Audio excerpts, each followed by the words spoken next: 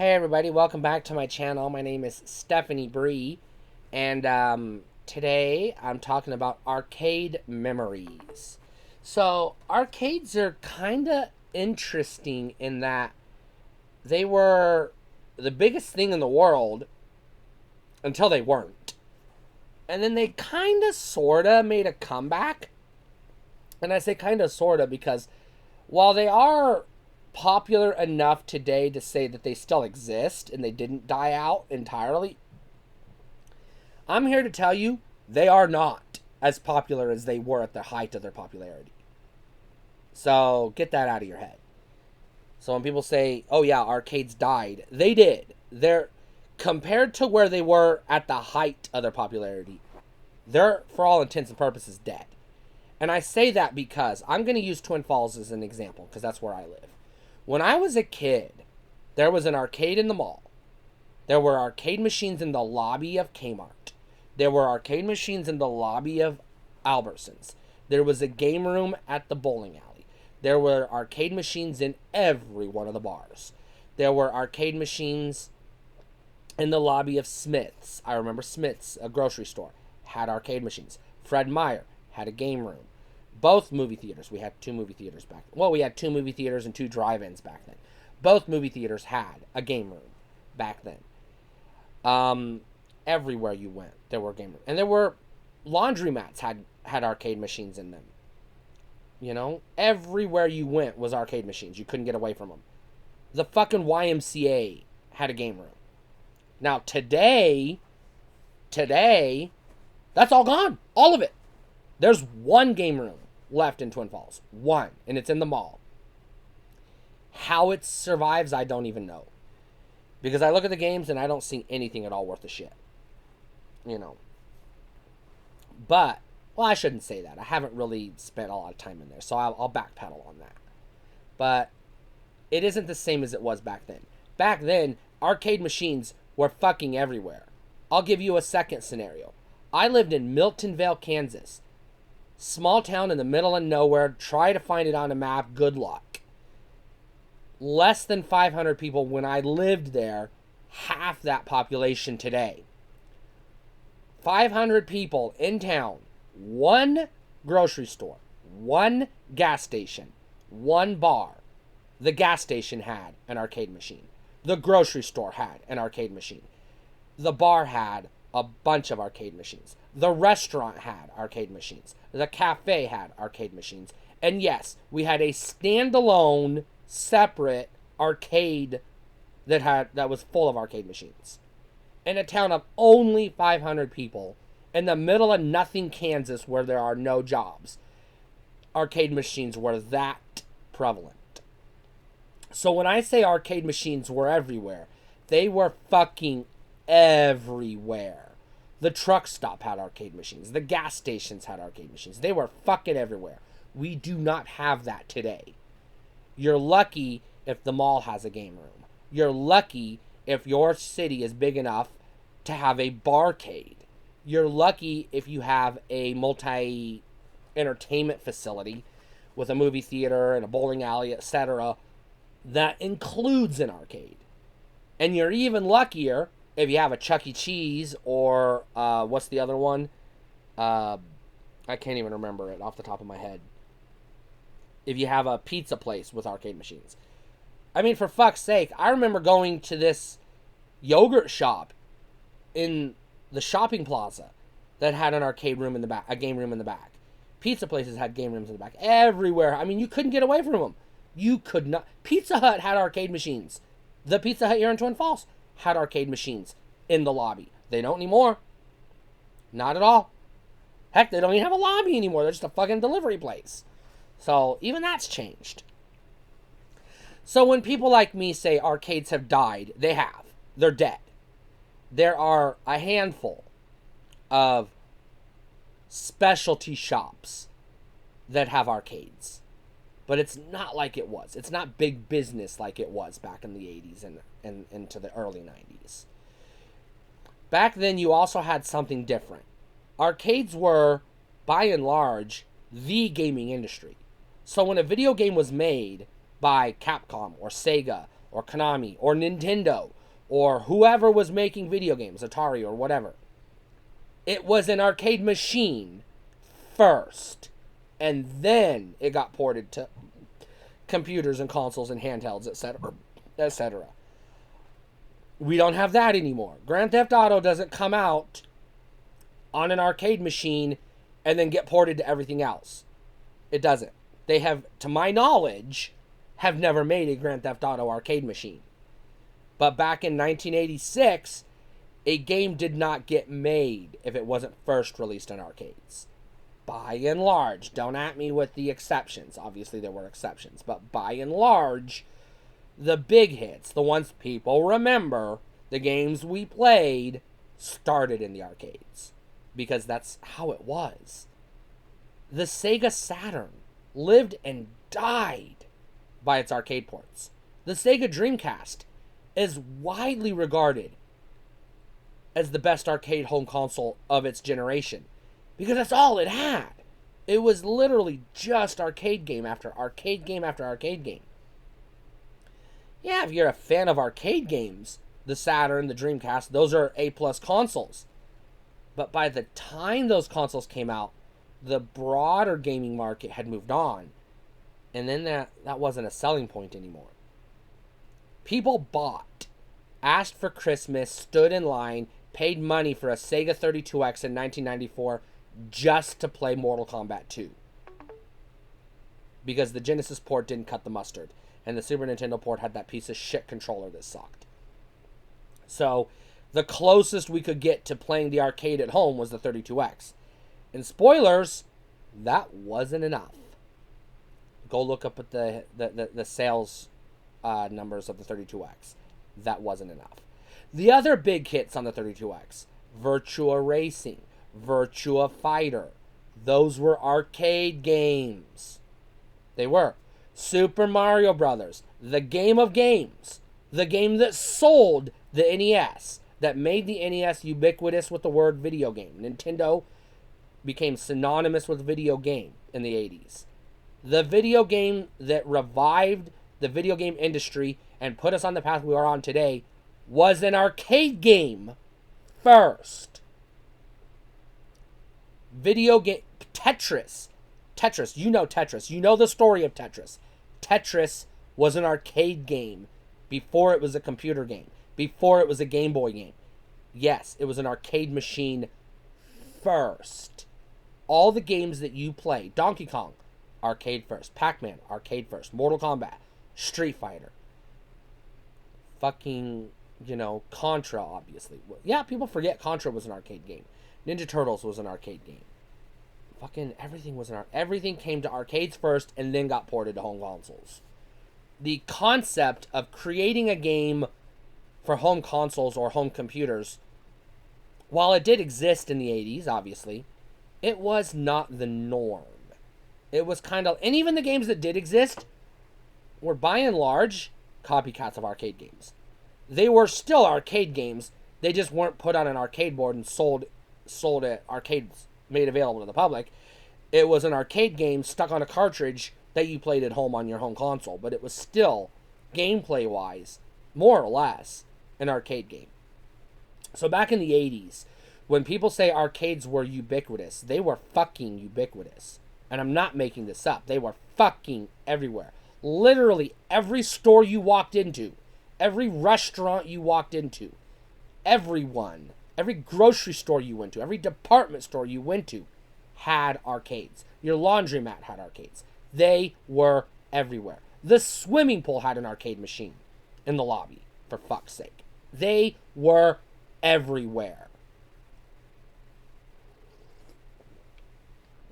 The flip side of that today is it's easier to say, and fairly accurate to say today, they're nowhere. They exist in big cities in specialty places like barcades or those mega entertainment centers. In a handful of shopping malls that haven't died yet. And that's it. By and large, for all intents and purposes, to the greater public, they're a thing of the past. The fact that they still exist at all is mind-boggling to me. Not only that, but the fact that Sega can make money, enough money off of their arcade business to still survive when you look at their home console sales, flat fucking suck, is a miracle. So, is it technically accurate to say arcades died? It is accurate to say they died and then were put on life support. And that's where they are today. They're on life support. They're not alive and well like they were.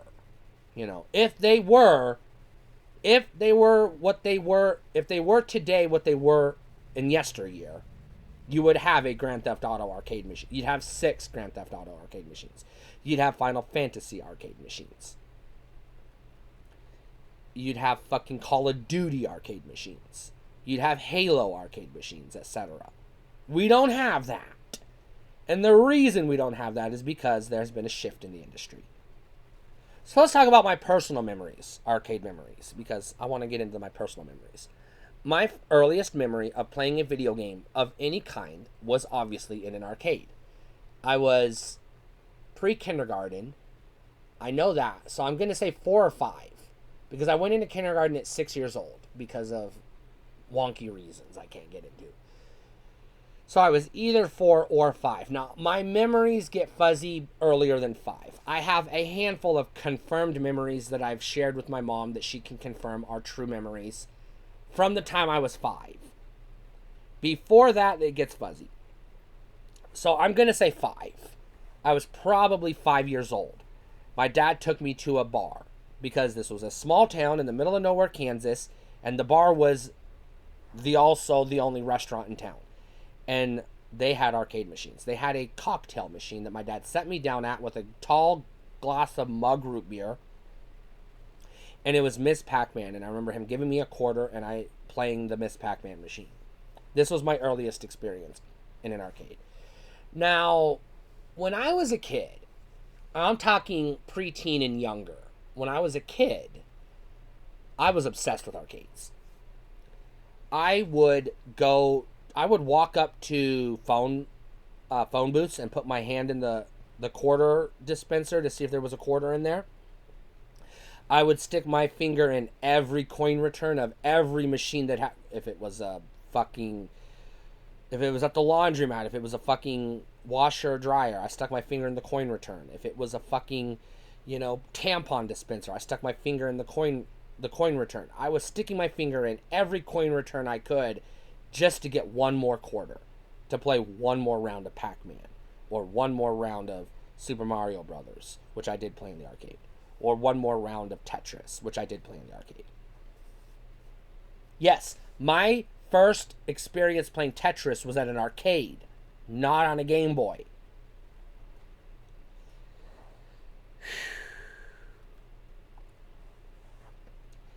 I remember being 12 years old, and my parents got me a Sega Genesis for my 12th birthday.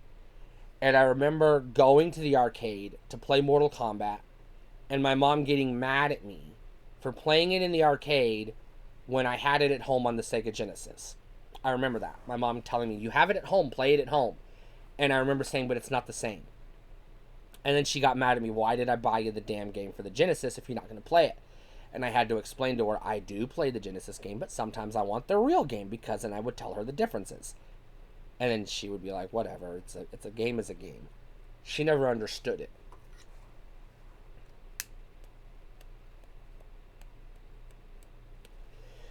There was something magical about being in that darkly lit room with a plate of nachos and a plastic cup of Coke, and you're sitting there just dropping quarter after quarter in the Mortal Kombat machine, or the Gauntlet machine, or the Rampage machine, or whatever.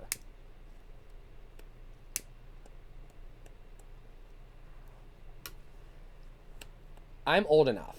Arcades are so important to me that when I buy a new game console, before I buy Grand Theft Auto, or Call of Duty, or Super Mario World, or Sunshine, or Galaxy, or whatever, Zelda, whatever, before I ever look at the big AAA titles, the first thing I do when I buy a new home console, the very first thing I do is I look for Miss Pac-Man. If it's on Namco Museum, I buy Namco Museum. If it's on the Pac-Man collection, I buy the Pac-Man collection. If it's available as a download in the digital store, I download it in the digital store. My PlayStation 4, $400 next-gen console in 2014, top-of-the-line hardware. You couldn't get anything better in the home console market than PlayStation 4 at the time.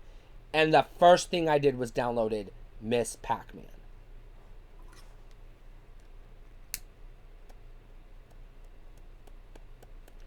When I had a GameCube, I went out of my way to buy every arcade pack I could get. Midway's Arcade Treasures, all volumes, the Atari Collection, Namco Museum, both Namco Museums, whatever. PS2, it was the same thing. It was the Street Fighter Collection, the Capcom Collection, the SNK Collections, etc. I go out of my way to buy arcade games. My PlayStation 4, I've got about 30 games on my PS4. Over half of them are arcade ROMs or arcade compilations.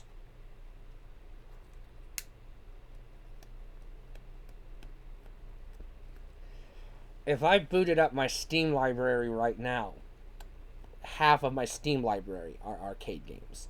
My GOG library, half of them are arcade games. You know, when I make my list of the top 25 Super Nintendo games or top 25 Sega Genesis games, you can bet your ass it's going to be filled with arcade ports. I'm obsessed with arcades because that was the time of my introduction to video games was arcades. I didn't get my first home console until I was home computer until I was 13 years old. And that was a 25-year-old computer at the time I got it. And it did nothing but play arcade games.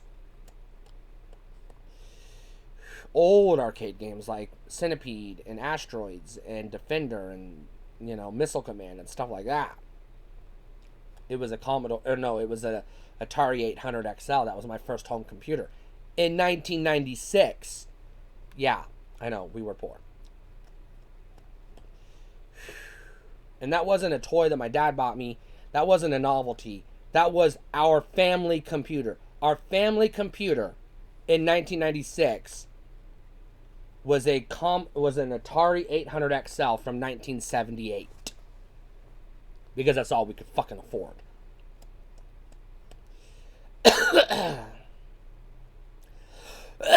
Arcades back in the day is also where new technology evolved.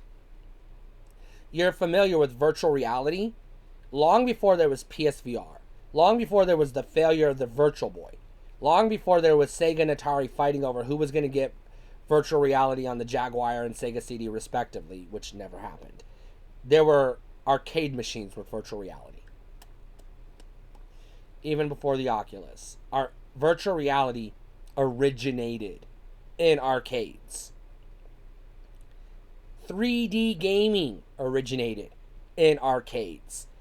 The first 2D platformer was an arcade game. The first side-scrolling beat-em-up was an arcade game. I mean, the list goes on and on and on.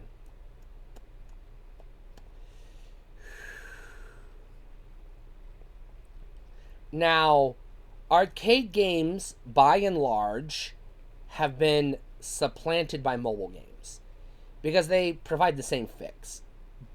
At its core, the appeal of an arcade game is you drop a quarter in, you play for 5 minutes, and then you move on with your life. You're playing it while mom and dad are grocery shopping. You're playing Rampage at the lobby because you don't want to go look at toilet paper. Or you're at Pizza Hut waiting for them to bring you your food. You're playing Knights of the Round at the arcade machine, etc. Things like that. You did on allowance day. You took a pocket full of quarters to the arcade and dropped them in every machine you could get your hands on. But for the most part, we played arcade games when we were passing the time waiting for something else to happen. Waiting in line at the movie theater. Waiting in line at the bowling alley. Waiting in line waiting for our pizza, etc. That's when you played arcade games. Or at the laundromat, waiting for your laundry. You played an arcade game. You play Donkey Kong because, it's either that or sit there and stare at the laundry swirling around in the machine, which I guess is entertaining if you're a cat or 2 years old. I'm neither. Well, I'm kind of a cat. I'm a cat person.